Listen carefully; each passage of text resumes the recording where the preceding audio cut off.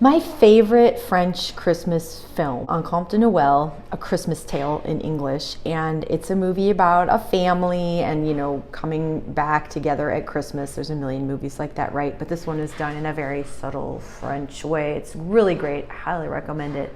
Very entertaining and interesting movie. There's a scene in the movie that inspired me to want to do a family gallery wall. And that scene is one of the grown sons of the family has come home. He's brought his girlfriend home, and they're in this sort of back hallway of this old, tall French house. And there's a lot of family pictures on display in frames, and there's some on the wall, and there's some on this sort of pretty table in the hallway where they're all displayed in these nice frames, and the girlfriend's picking up frames or pointing and saying, oh, who's this and who's that, and he's telling her. And it's a scene in the movie, and it actually helps you learn a lot about the people in the movie, which of course is probably the point, but it's also very inspirational because there are these lovely pictures and frames, and ever since I saw that, I thought, oh, that would be neat to do in my house. Hello, it's Kathleen from oldworldfarmhouse.com. I wanted to talk about doing a family picture gallery wall on the cheap with Dollar Tree frames. A lot of English country style, a little bit of French country inspiration, and some guidelines from a wonderful Swedish blogger. So I've got all my obsessions in there for you, and I hope that my methodology for doing this wall can help you to do something similar if you're interested in your own home. So let's go. I wasn't sure where to begin with a gallery wall, and nothing ever really inspired me that I saw because it all just seemed way too technical.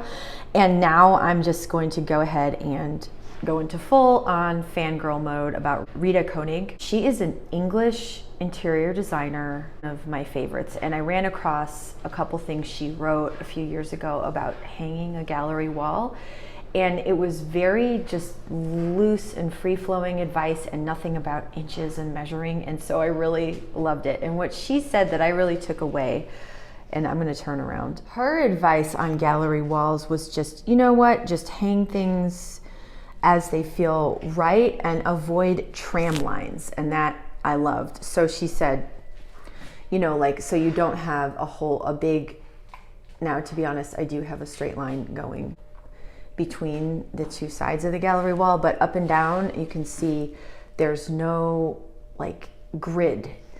And I think, when you stand back and examine the whole thing, it kind of gives it this quirky, haphazard, winsomely hung type of thing. So when I worked on this wall, I took her advice to avoid the tram lines.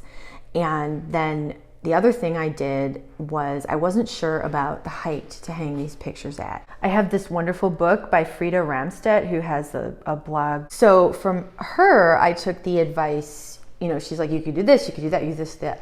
One way to do it is to make sure the tops of all your pictures are lined up, okay? Or the bottoms are all lined up. So for this gallery wall, on the top set of pictures, I lined up all the bottoms together and the tops are uneven. And I've got horizontal and vertical, and I just hung them as they seemed to make sense and looked good. And then on the bottom set of pictures, I made all the tops line up together. So there is a sort of tram line, so to speak, on the horizontal, because all the tops of the bottom pictures are lined up and all the bottoms of the top pictures are lined up pretty much more or less.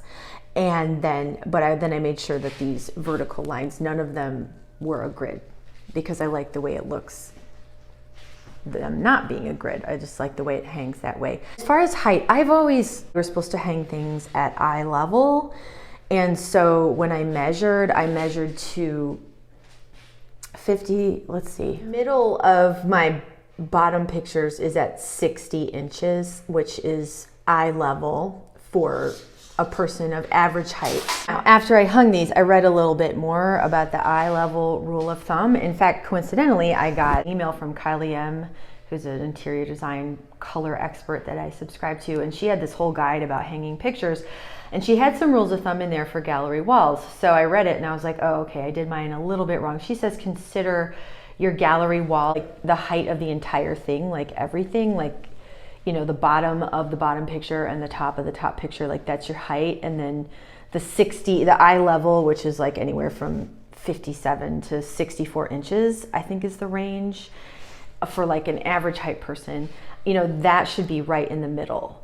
From Kylie's instructions is that your eye level point in a gallery wall should be in the middle of the gallery wall. So right here, I've got, you know, the middle of my gallery wall is at 63.5 inches, as you can see there.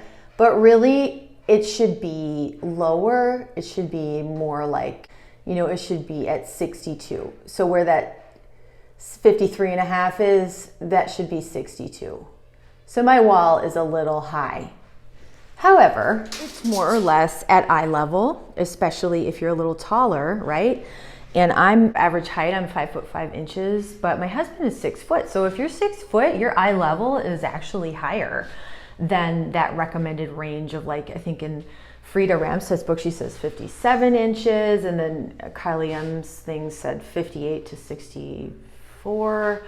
So, but that's only if you're of average height. So if, you know, if you're trying to hang at eye level and you're 6 foot, that's going to be a little different. So I feel like we sort of split the difference, and it's a happy medium. And, you know, here's the middle of my wall, and at eye level, this should be, you know, at the most 63 inches, right, to be at eye level. These are frames from the Dollar Tree. They were literally $1 a piece, but from far away, they have a pleasing look. So I'm really happy with these Dollar Tree frames. You can actually order online from Dollar Tree and they'll ship it to your store. So I ordered a big bulk order of frames because I had a lot of things, and I picked them up at my local Dollar Tree. The mats on these frames are not the greatest. If you don't tape them down when you're installing the picture, they move around and you'll have a gap between the picture and the mat. But I just taped them all, and you know what? It works fine. Maybe someday, if I ever had more money to spend on frames, I would, but I am very happy with these for $1. I think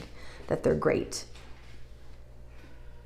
Bonus ways to do a gallery wall. How about just 3 pictures the same size, one on top of another? These are 3 bubble paintings my sons did at Vacation Bible School, and I just threw them in some cheap frames from Walmart, and I put them one on top of the other in the bathroom.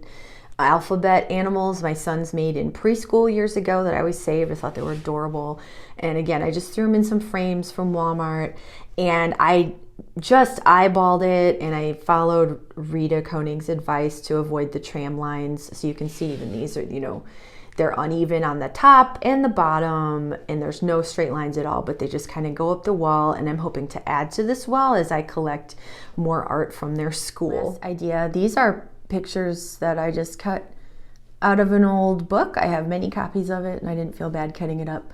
And I put them in a frame side by side. It's a double page spread in the book. And then underneath I hung some of my kids' art, again, trying to avoid any grid lines or tram lines.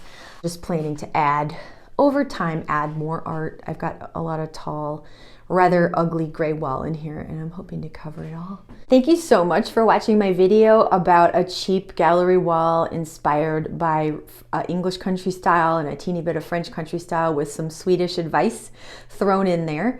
And if you like this video, please like or subscribe to my channel. I love to talk about French country style, English country style, Swedish country style, and all things old houses. So join us. Thank you.